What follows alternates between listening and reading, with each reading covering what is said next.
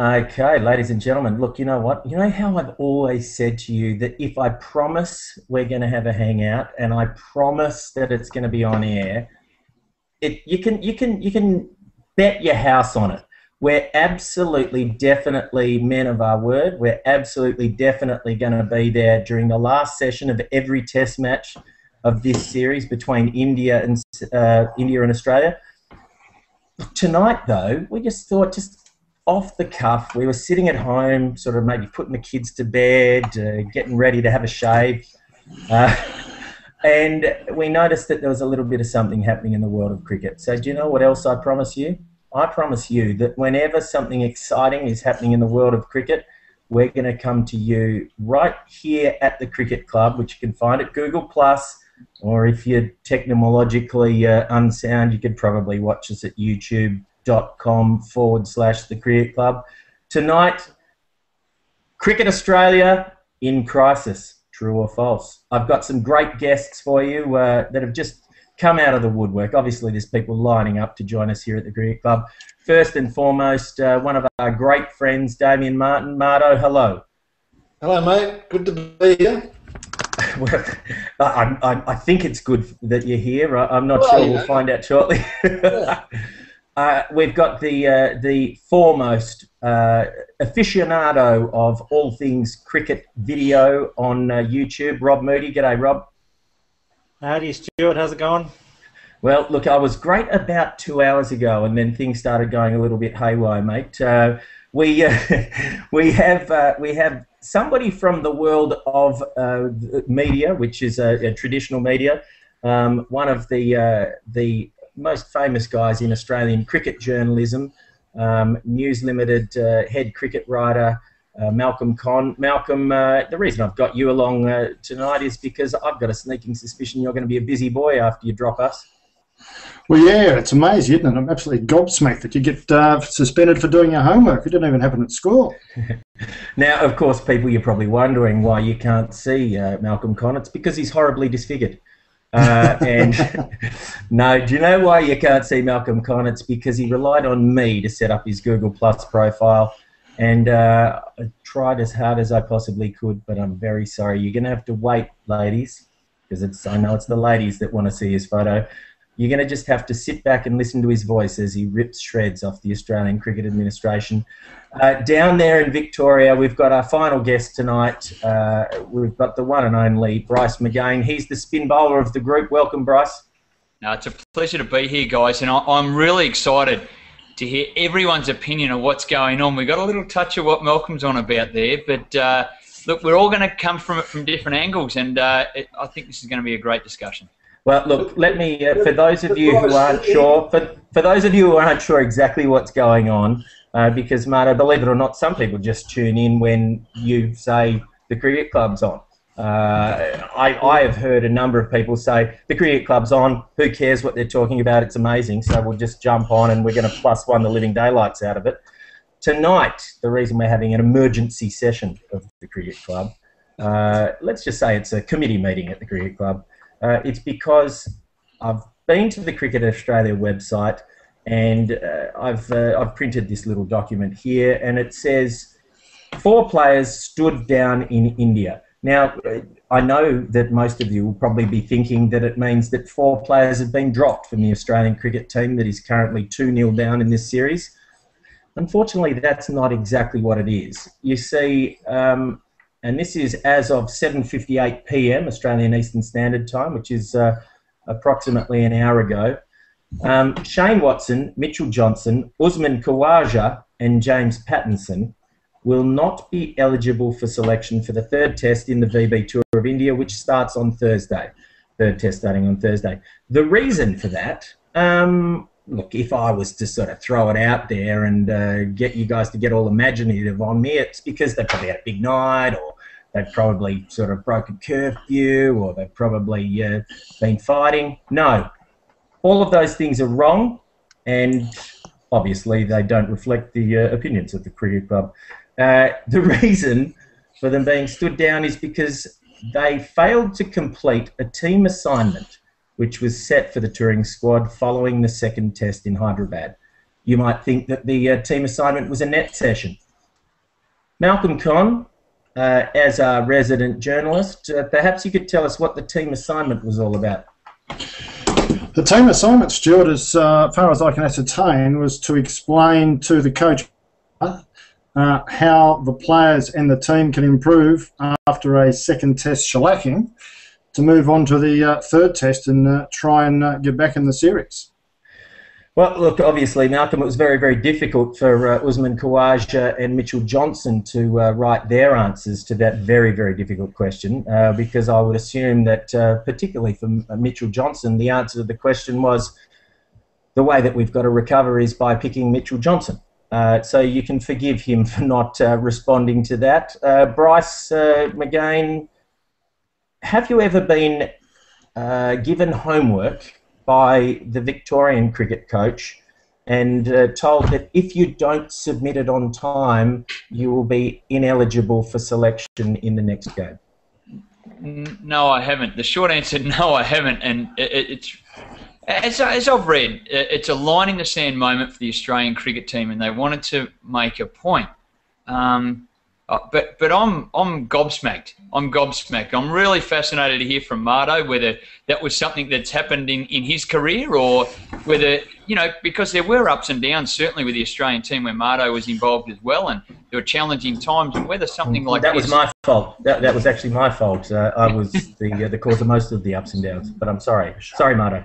But I'm fascinated to know. I mean, have you ever heard of this, Bryce? You've been coaching and you've been mentoring sportsmen and women for quite some time now. Bryce, have you ever heard an elite sporting team being selected based on homework? No, absolutely not. And look, I've spent a lot of time, as do many people, and looking to learn through other sports and reading about baseball and all that sort of stuff, and I guess the New England Patriots in NFL and how they bring their team together to perform this large group of men to achieve amazing things. And certainly nowhere that I've read has no one not been eligible for selection because of not doing a homework task. Now, Marto, there's people already starting to text message me saying, shut up, Stewie, what does Marto think? I'm going to hold you back even longer because I know that you're about to embark on one of the biggest rampages in Google Plus history. Hurry up, because I'm packing my bags to get over there. Yeah, all right. Well, I've heard, ladies and gentlemen, that, and this is the reason we're going to hold off with Marto, because rumour has it, and it's only a whisper at the moment, rumour has it Damien Martin will be batting 5 for Australia in the third test at Mohali. Rob Moody, you're, as I mentioned in the intro, you're, I guess, man on the street. You're a member of public. You're a very, very famous man, much more famous than any of us in the digital world, because you have posted more cricket videos than Don Bradman would have if he'd been a digital cricket aficionado. Rob, do you think, as a guitar teacher, let's say, do you think that you would refuse somebody a guitar lesson in the biggest competition? Bearing in mind, Australia's 2-0 down in this series. We don't win the next 2 test matches. We've lost the series. It's the biggest guitar lesson of the year. It's a guitar competition. They haven't done their homework, and you're going to say, well, bad luck, you can't play this week. Well, if they have bad attitudes, as seems the case. I mean, you can't say it's a light decision from these guys to suspend these 4 players, especially Pattinson, who has been our best bowler for the 2 tests. You don't just suspend him over something as trivial as homework. He hasn't known in his career so far for having any attitude problem. Khawaja, there's been talk. You don't really know what goes on behind the scenes when you move from New South Wales. Shane Watson, there's been rumours about, the management not being happy with him opting not to bowl. The selectors tried him as a batsman against Sri Lanka, but then didn't want to against South Africa. So you don't know if there's things simmering from those incidents. But if it is as simple as not doing the homework, then I guess you'll have to live with it. But they must have expected and will expect a media storm over this. I mean, they can't just expect the public to accept that 2-0 down, we're going to lose 4 players who realistically all 4 could have played in this test match. So it's tough. Now, Marto, I will finally let you stop packing. And yes. Now, ladies and gentlemen, Damien Martin is actually the reason that the Cricket Club has come together for this crisis committee meeting. He spoke to me earlier this evening and said, look, you know, I've been called to bat number 5 and I really just need to make sure it's real. All seriousness, in all seriousness, Marto, do you honestly believe that the players, you know, Shane Watson, Mitchell Johnson, Usman Khawaja and James Pattinson have been, you know, completely disregarded for selection for the next test match because they didn't complete a homework assignment? Well, it seems that way, doesn't it? It's just, mate, it's a shock. I mean, it started going through Twitter and we saw this thing explode. And is there more to it? Because if it's not, to me, it's an absolute joke that 4 guys, and Patterson and Watson being major players, to win a test series in India are going to miss out, and which affects the whole side. It just doesn't. It affects the rest of his teammates. It affects the test series for not doing this. Now, look, I'm all for, you know, team bonding and doing the right thing, and you have to, you know, the coach says he wanted those things. Yes, they should have written those down and given to the coach, but missing a test match because of it, I think it's stupid. Fine him 10 grand.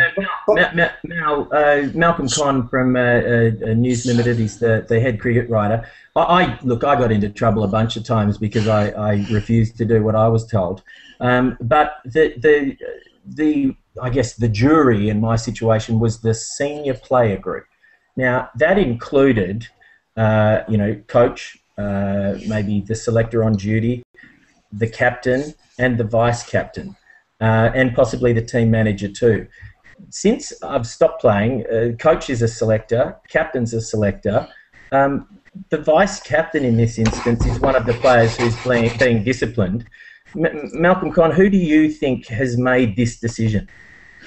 Well, just before I get there, Stu, in breaking news, Shane Watson is no longer on tour. He's packed his bags and he's leaving. Yes, I told you he's got to get bigger. He's going home to be with his pregnant wife, so I'd say that Shane Watson's tour of India is now over. It strikes me that this has been a catalyst for growing tension about a number of issues, one of them being Watson's underperformance as a vice-captain. Okay, so explain that to me. So for me, I'm from the same school of thought as Ian Chappell and Shane Warne on this one. Pick your best 11. From that best 11, you pick your captain and your vice captain. Now, you know, before Michael Clarke went on his run scoring spree, Shane Watson won everything known to man. Now, what is his? You say he's underperforming. What is the root of his? You know, what measure are you using to say that he's underperforming? Well, since he's been vice-captain in the last 18 months or so, he's averaged about 25, and he's made 2 test centuries in about 40 test matches, and he's averaging, mid-30s overall as a batter. So there's certainly some tension around about the fact that he's underperforming. I mean, there are obviously mitigating circumstances. He's been injured, hasn't had a good run in the team, and has also been shuffled up and down the batting order when opening the batting clearly seems to be his best position. So while there are mitigating factors, there's also tension that one of the best, the most experienced, most talented and best paid players in the team isn't performing anything like he should be. So I think that's created a bit of angst. Is there something that, you know, myself included, is there something that we're missing here? I mean, he's been told that he's being disciplined for failing to hand in a homework assignment on tour. Obviously, we don't know exactly what's happened here, but he's decided that he has to be at home with his family, which is, you know, a very, very reasonable, you know, explanation for returning home. But is there something that we don't know about that is causing tension? I mean, surely, maybe homework assignments aren't the only thing that are to blame here.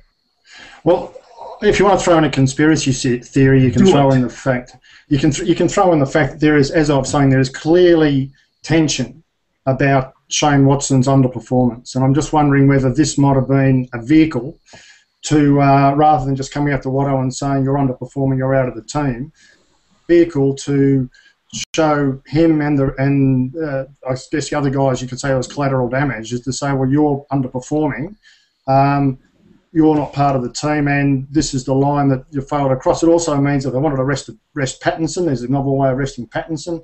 It's a novel way of getting Steve Smith into the team ahead of Usman Khawaja, who Steve Smith's a better player at spin than Usman Khawaja. And there's all sorts of different things you can take into it, but my central figure revolves around Shane Watson and the fact that there's clear tension with his lack of performance as vice-captain.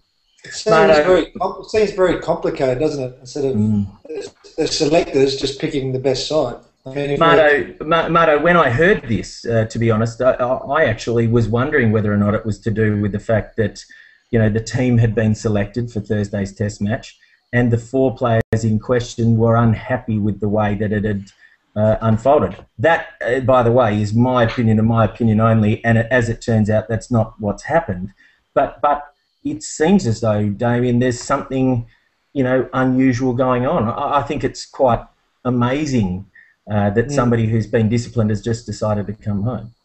And it's going to be sad because this is going to last a long time with this group, and leading into an Ashes, it's going to undermine a lot of what's gone on and some of the good stuff that's gone on, because it's not going to go away.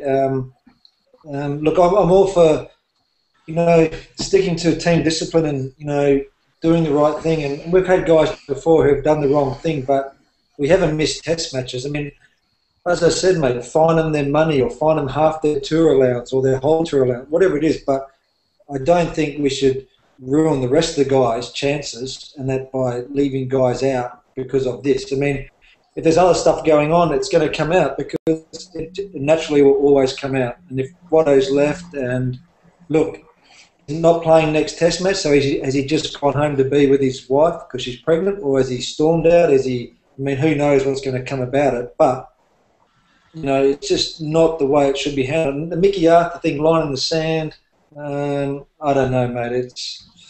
I'm not sure what's going to happen over the next week.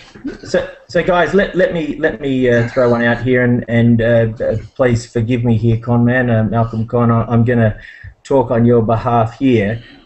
Let's just say that Rob, Marto, Bryce, myself, and Conman. Let's just say we're talking from the perspective of cricket journalists. The only real one here, apart from Bryce McGain, is Malcolm Conn. He's also the most experienced. However, let's just say we look at it from that point of view. Tell me, Bryce, as a cricket journalist, what is your immediate reaction to somebody like Shane Watson, who's the vice-captain of the team, firstly being omitted from the next Test team for disciplinary reasons, and then secondly deciding to come home? Now, as we know, they might be completely separate issues, and it's inappropriate for me to sort of draw a link between one and the other, but hey, I've done it. Tell me, Bryce, what's your reaction here, immediate, just off the top of your head? Yeah, look, it's probably, with the information we have, it's difficult to come up with the full story. I was really interested with some of the quotes that Mickey Arthur made. And one of them was, I've never ever doubted for one moment the drive of Shane Watson, not for one moment. Shane Watson prepares well. He's very professional and he goes about his business in a very professional way. I've not ever been in a position to doubt Shane Watson the person or Shane Watson the cricketer. Usman Khawaja is different. This will be the catalyst, I think, for Usman Khawaja to realise we're pretty serious in the Australian cricket team. Now, from what I gather, there's more to it. There's more to just they didn't do the assignment. There must have been these characters who may not be doing everything they need to. Maybe their expectations of a vice-captain are much more leadership. I would probably question that's the part that Mickey didn't talk about. He spoke about his own personal preparation, but in terms of leadership, they wanted more there. His output for the team, as Malcolm's already pointed out, has been less than ideal for any player, let alone a leader. So I guess there looks to be a whole lot more. If I was a journalist and putting that journalist hat on, I'd be diving in and going, what is it? What is happening? Okay, mate. Well, look, Bryce, you've mentioned, Mickey Arthur's comments about Shane Watson, and then you've mentioned his comments about Usman Khawaja. I'll get to my opinions about Usman later. I played with him, and I was particularly devastated when he left New South Wales. But there were two other players involved in this as well, James Pattinson and Mitchell Johnson. I'll ask you, Rob Moody, have you heard anything about those two players and discipline in the past? Because, having played with certainly Mitch, au contraire. No, there's been no rumours anywhere of Johnson or Pattinson. I mean, Khawaja, there was rumours, well, the selectors said when he was dropped after the New Zealand tests in 2011, they wanted to work on his running between the wickets and his fielding and that sort of stuff. And that came as a shock because you assume those things would be up to scratch. Now he hasn't even played a game on tour, or one of the tour games, didn't do very well.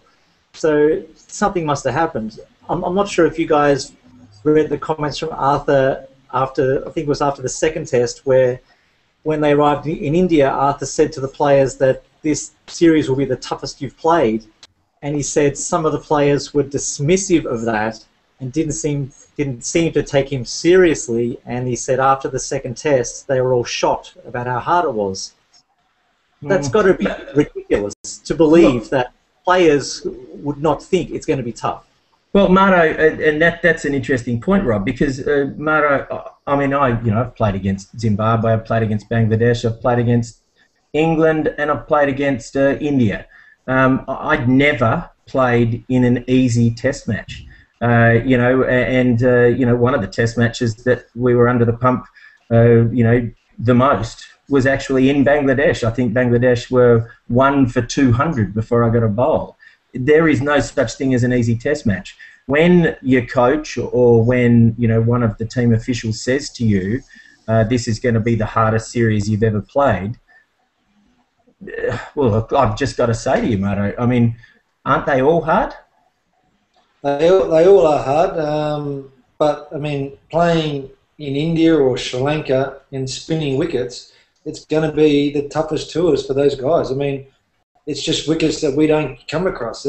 That's obvious. I mean, enough guys play IPL. They've seen what happens, and they're going to be spinning wickets. So every time we toured there, we knew we'd be facing spinners, and lots of them. So there's no secret to it. There's no secret that when India and Sri Lanka come to Australia, we're going to win those series more than not all the time. When we go to India and Sri Lanka, it's going to be hard work. That's the nature of touring the world and playing cricket. I hope that playing Sri Lanka and Australia before this didn't give us a false sense because we bashed them up on their home ground. I mean, it's just, you could have beaten them with our eyes closed.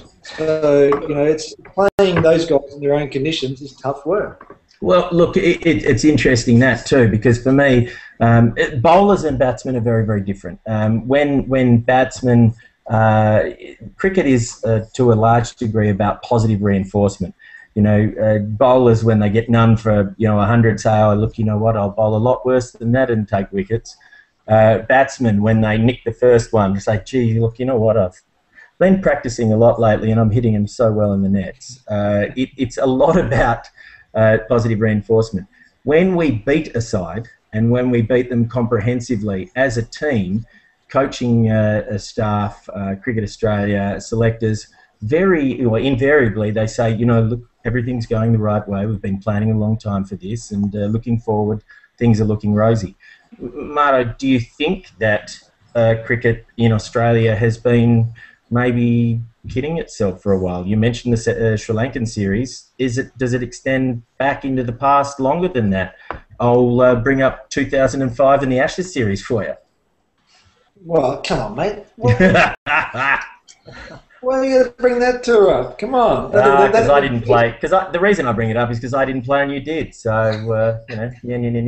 No, and that tour, we've said openly that complacency got in that, we weren't prepared for that series as best we could be. And I think it was a good learning curve for all things and all sporting teams. And we're on top of the mountain and been there for a long time. And and everybody chases you. And England had done their homework for a long time. We were their team to knock off. It was like us trying to win in India in 2004. That was 4 or 5 years in the making.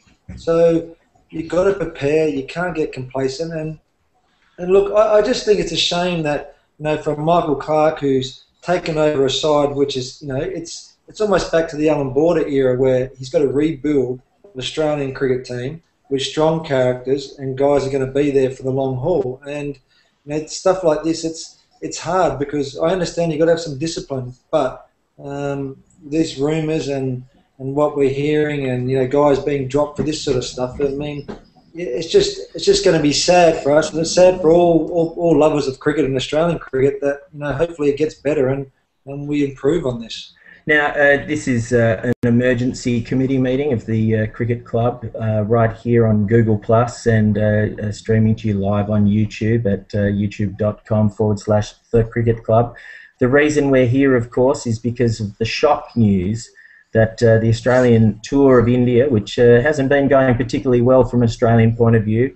Australia's 2-0 down after 2 tests, heading into the 3rd test, which starts on Thursday in Mohali. Australia's 2-0 down, and we were sitting down here on the east coast of Australia to our dinner when we heard the news that Mickey Arthur, the coach of the Australian cricket team, had stood down 4 members of the touring party, including vice-captain Shane Watson. The other players were Mitchell Johnson, Usman Khawaja and James Pattinson, and they'd been stood down for disciplinary reasons. Before you start letting your imagination go crazy, it wasn't for anything that you'd be thinking of. It was because they'd been given a homework assignment to do with regrouping after the 2nd test in Hyderabad, and they'd failed to submit it on time. Now, that's a pretty big deal, not handing in your homework, and I would imagine when you don't have your dog on tour with you, it's quite tough to say that the dog ate your homework. None of those players have come up with that. Malcolm Conn, the head cricket journalist from News Limited, is joining us tonight.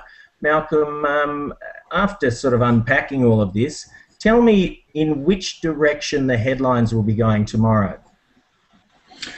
Well, I think you've summed it up straight away. I mean, you can't get a bigger crisis than sacking 4 players out of a touring team that's 2-0 down. I mean, they are, you'd have to say, the only way you can look at it is that things are unravelling. And when your vice-captain decides to go home to be with his pregnant wife instead of being with the touring team, then you've got to say, well, Australian cricket has some fundamental problems. I'd be interested to see the fallout from this. Who are you pointing the finger at, though? I mean, who is going to bear the brunt of the blame in the media tomorrow for this particular crisis? Obviously, the players are to blame for failing to perform on the field in the first couple of games.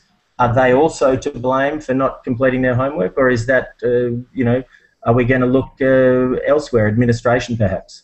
Well, the big question will now be, the massive question will now be, that there was always going to be pressure on when the coach and the captain became a selector, because you're going to be in the dressing room with the blokes who are going to be, in some cases, looking over their shoulder thinking, well, gee, what's the coach think of me, or what's the captain think of me? I've never been in favour of that. You guys have played. I'm not sure whether you are or you aren't. Ricky Ponting wanted to be a selector and wasn't.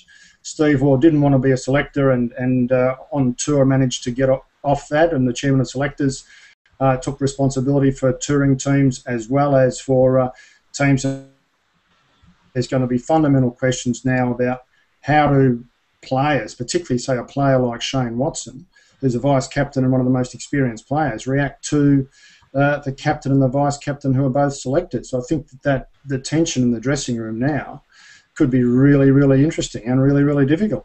Marto, I'd heard Marto that it was already difficult in the dressing rooms. And by the way, on the Cricket Club, we never ask anybody a question that's going to put them in a tough position. Apart from me, apparently, everybody asks me those questions. I'd heard, Marto, that it was already difficult in the changing rooms with Mickey Arthur and Michael Clarke being selectors.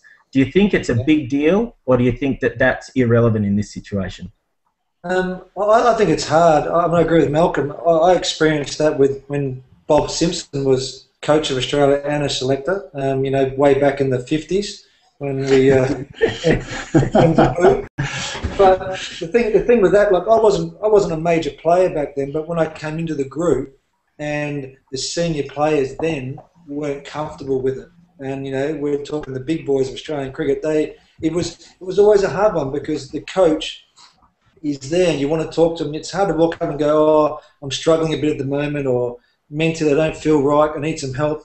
And he walks away and goes to the captain, oh, let's get rid of Mata. He's not right. So I think as a group that I do like the idea that we pay selectors, and we should pay them very good money, Cricket Australia. Get your money out of your pockets. What are you talking about? When you talk about money, apparently there's 6 blokes in the Australian cricket team nowadays who are earning over $1 million. No, I mean a selection panel.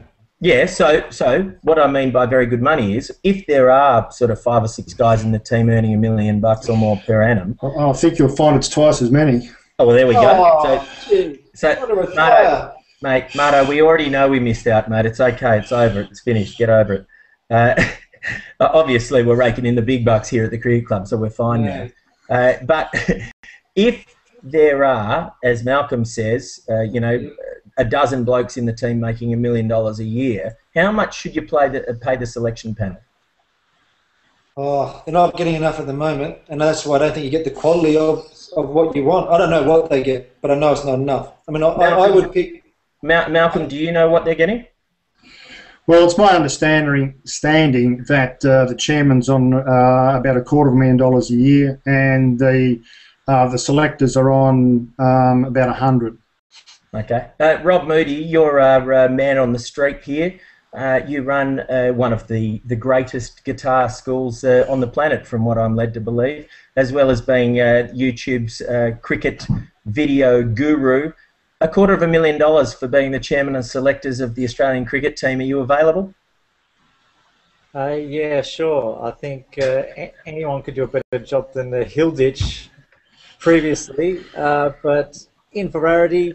What do you think about it? You hear that number. You hear $250,000 for the chairman. You can't say that. That's like being chairman of BHP or CEO of BHP. Well, I'm curious, Marto. I mean, because just by the way, I'd be pretty keen to take $250,000 for watching cricket. Yeah, I know. But what I'm trying to say is that if it's big business now, so it goes on. There's a lot of money involved and a lot of people's careers involved. That I don't think $100,000's enough for the other selectors to give a full-time job of doing it seriously. I actually, Rob, and I've got to apologise here because, and I'll apologise to you too, Marto, I've sort of pretty much jumped onto a completely different subject there. The reason that I've asked Rob Moody what he thinks of $250,000 a year is because I didn't think it'd be anywhere near that much.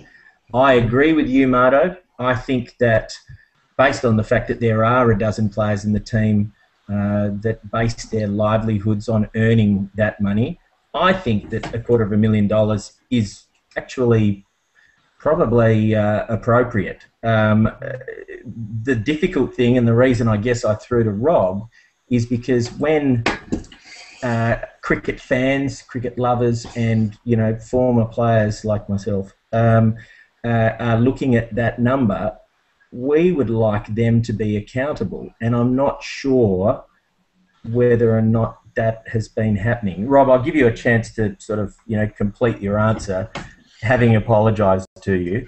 I mean, do you think that, do you agree with Marto and myself? Do you think that selectors in Australia should be paid those sorts of numbers?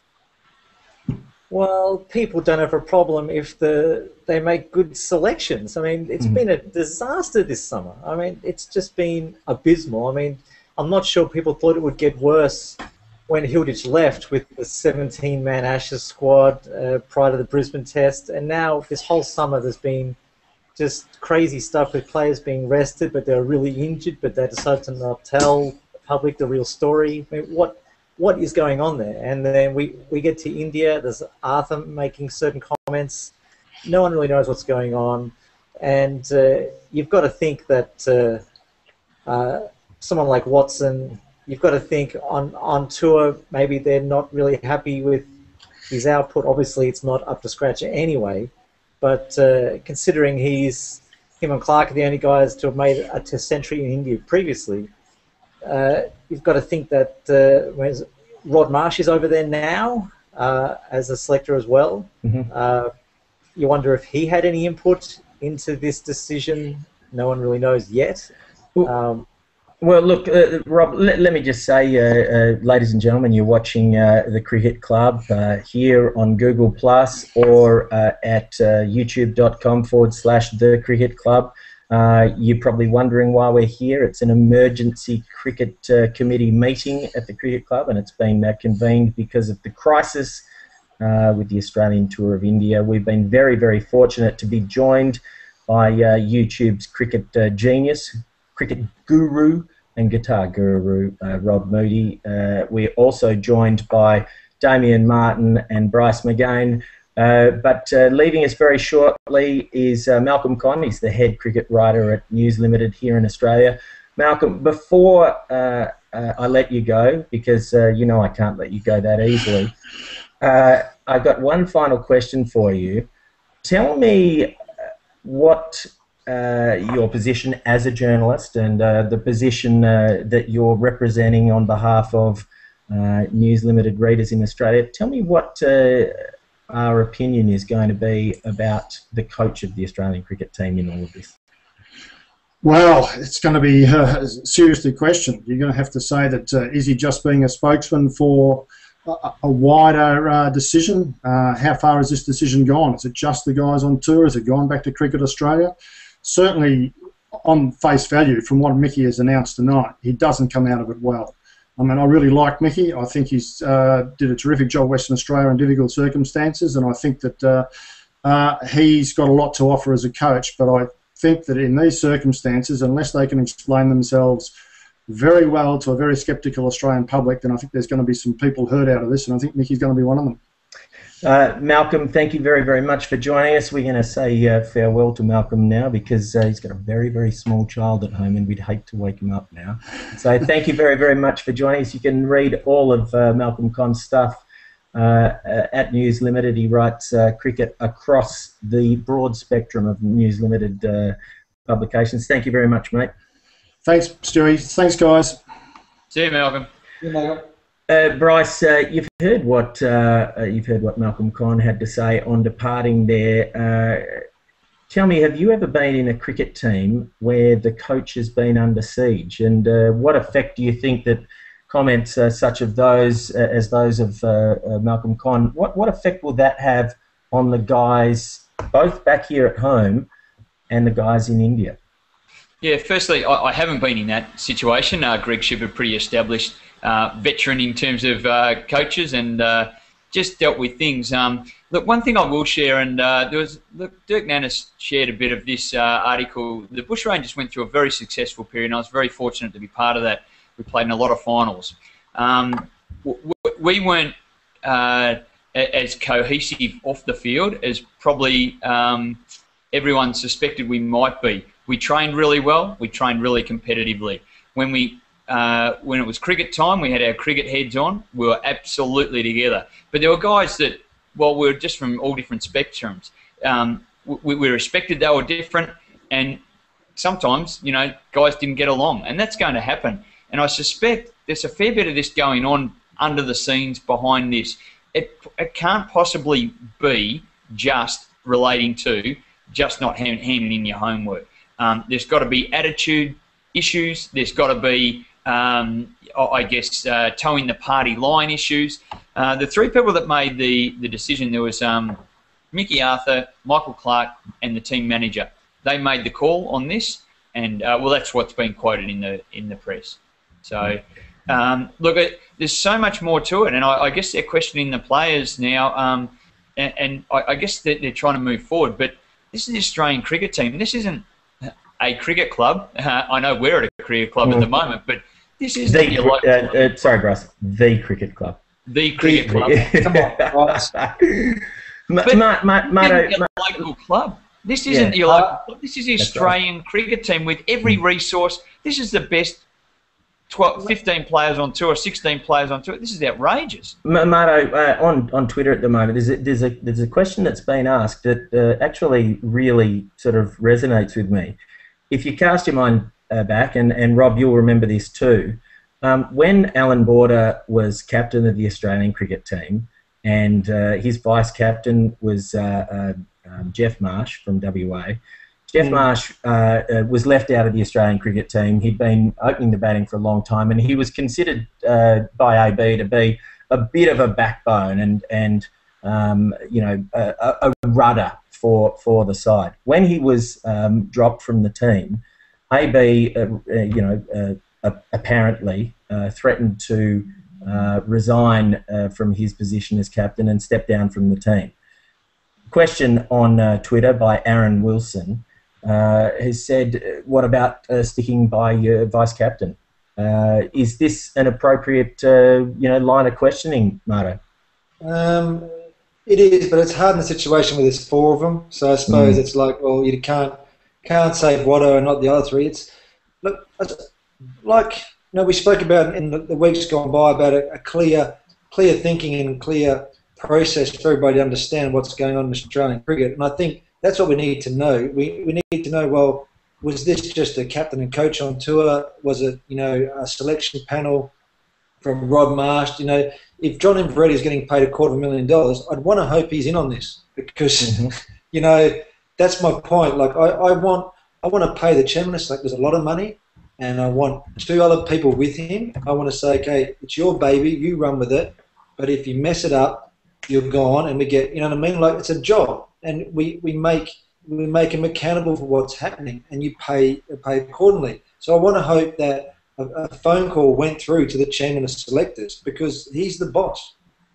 Well, the interesting thing, Marto, is that from what I've gathered, John Inveretti isn't actually the chairman of selectors. What he is, he's the. What do I know? What do I know? No. Well, see, this is the really interesting thing. No, because you understand it exactly the same way as I do, and Rob does, and probably Bryce as well, although he's smarter than the rest of us. Sorry about that, Rob. You probably got Marto and I've covered. But Bryce would have put his homework in every night. He would have. Every night. I was a rubbish student, guys. I was rubbish. but you wear glasses. You wear glasses. You must be good. Yeah. Look, from what I've gathered, John Inveretti is more of involved with pastoral care and in communicating the message of the selectors to the players and administering the selectors' grand vision. He only is called upon to vote when there's a deadlock. I think I think this. Over the next couple of days, and this is something we're not going to talk about it tonight. As you know, this is the emergency committee meeting of the cricket club that's come about due to the standing down of four of the Australian cricket team, including the vice captain Shane Watson, Mitchell Johnson, Usman Khawaja, and James Pattinson are the other three players. They apparently have been stood down because they failed to submit a homework assignment that was set by Mickey Arthur and team management following the second test lost in Hyderabad. It was all to do with group activity. And let me just say, even though I wasn't very good at the group sort of stuff, in terms of putting your opinion forward for the team group, the team moving forward, I think it's really, really important that if you're given an opportunity to make your comments, you take that opportunity. This was a formal opportunity. Four players failed to submit their report, and they've been punished accordingly. Unfortunately for Australia, it's meant that the vice captain, Shane Watson, has decided that since he's not going to be playing the third test, he's going to return back to Australia to be with his pregnant wife ahead of the birth of their child. When viewed in isolation, those two situations are very, very significant on their own. I'm never going to criticise a player for choosing to be with his family. It's just unfortunate that it's unfolded in this way. Guys, we're going to wrap up very, very shortly. First of all, man on the street, a member of the digital public, Rob Moody. Tell me, as the dust is settling prior to the absolute storm, let's just say, I reckon we're in the eye of a storm here, Rob Moody. Tell me, what is the next thing that we're going to be smashed by? What is your opinion of the next day or so in the media? Well, the media is going to go crazy. I mean, there's no doubt. I mean, you just look on Twitter. Twitter has just gone insane in the last 2 hours. It's just incredible. And I'm sure Arthur will cop lots of flack. I think, obviously, Clark has agreed with all this. I mean, to send the vice-captain packing, I mean, it's not just Arthur. Arthur's been the spokesman so far at the press conference and everything, but Clark has obviously agreed, and the team manager, so it's no light thing. I think, you know, going back to the Jeff Marsh thing, I mean, Alan Border wasn't part of the selection panel then. Jeff Marsh was completely out of form all summer for one-dayers and in the tests. Clark is a selector. It's obviously not just about form, because Johnson and Kawaja haven't played. I think they both would have played in this test, but yeah. So Clark has to cop some of the flack as well, and I think people want to hear him explain himself. So, Rob, you know, just to clarify there, you would like to see Michael Clark commenting on this situation as a selector, as part of team management, as captain, or all of the above? All of the above. I mean, it wasn't just him or Arthur or the manager who made this decision. Clark was, I assume, equal in that decision. So, you know, what's his thoughts on it? You know, who was the instigator behind suspending these players? Because it doesn't, well, it sounds like it's just Arthur at the moment, because that's all we've heard from. We've only heard from Arthur. So, you know, Clark could not have been happy about dropping Pattinson and Watson, or was he happy about it? I mean, was it his call and Arthur agreed with him? We don't know. Look, Rob, I really, really appreciate you making time for us on a Monday night. Obviously, this has taken Australian cricket by storm, so thank you very much, Rob, for joining us. We hope to see you during the next test match. We'll have to get you in the first couple of days, because the Australian team is looking slightly light at the moment. Thank you very much. No problem. Bryce McGain, you've joined us live from Victoria for this emergency crisis meeting of the Cricket Club Committee. Tell me, you know, we've been sitting here now for just over an hour. How are you feeling about things? Yeah, look, I'm really interested in where Clark, the situation there. I think he needs to talk about it. Really good points. I think more so, the next part that comes now is Clark has been captain of Australia. He needs to bind everyone together. I don't think he needs to be making decisions on people's careers, on whether they're valuable enough for the team, whether they're part of his team. Sure, I think he needs to provide some input, and that's what the captain will do. But in terms of making the decisions, now he's made those decisions, and he's part of that group, that leadership group on tour that's made those decisions.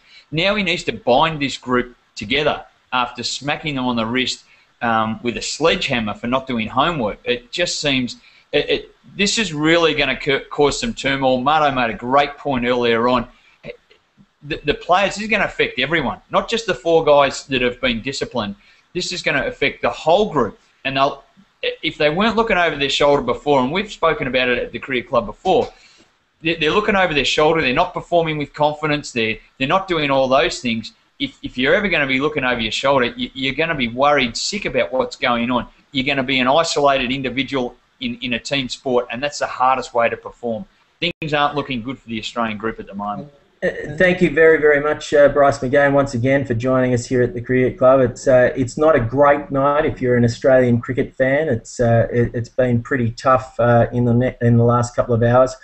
And considering it's been a tough couple of weeks ever since Australia started this tour of India, I'm dying to know what's going to unfold over the next couple of test matches.